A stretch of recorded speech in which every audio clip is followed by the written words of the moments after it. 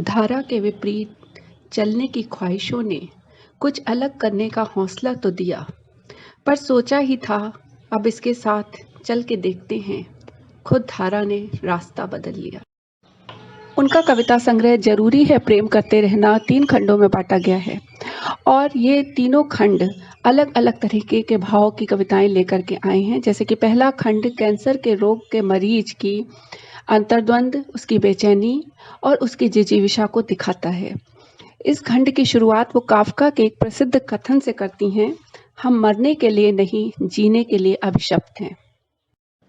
उसी की एक कविता प्रस्तुत कर रही हूँ। गढ़ने होंगे सौंदर्य के नए प्रतिमान, आंखें उसकी पाताल हो गई हैं, बदहवास सी रहती है आजकल, जो भी अपना सा लगता है आंचल हटा के दिखाती, अपनी ललछाऊ आंखों के कोटरों से गुम हो जाती, उसकी एक छाती कैंसर खा गई है, उसकी एक छाती कैंसर खा गई है, कोई उसे समझा दो।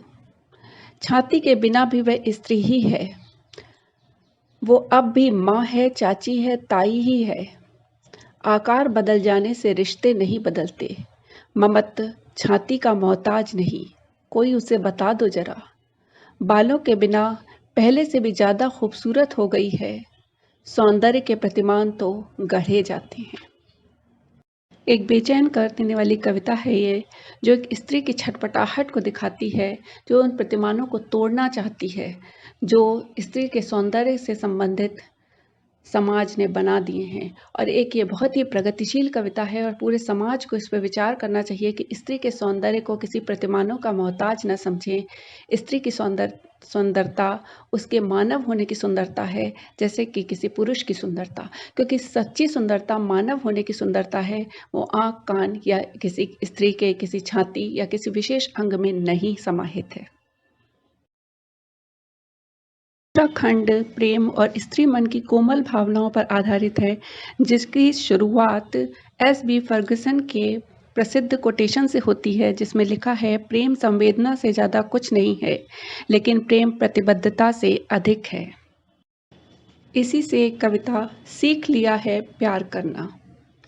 तुम नहीं थे कहीं भी नहीं, तुम नहीं थे कहीं भी नहीं, जब भी मैंने आवाज़ लगाई वो लौट कर मेरे ही पास आ गई।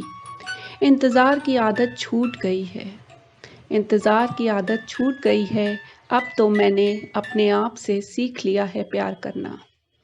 आज सेल्फ लव की बहुत बात होती है, लेकिन इसको जीवन में उतारना इतना आसान नहीं है।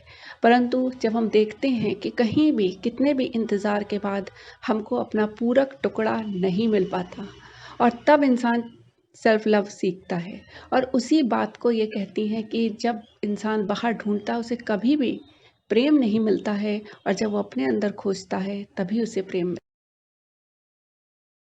तीसरा खंड अकुलाहटे मन में जीवन की विविध रंगी कविताएं हैं।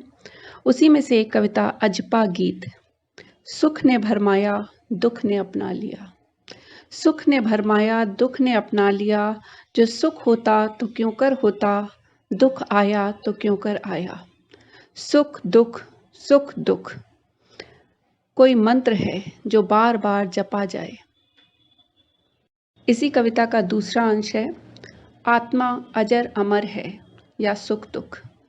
आत्मा अजर अमर है या सुख दुख, एक आता है तो दूसरा जाता है, चक्र टूटता ही नहीं, होंगे सब अभिमन्यु तोड़ न पाए अभेद्य चक्रव्यूह को।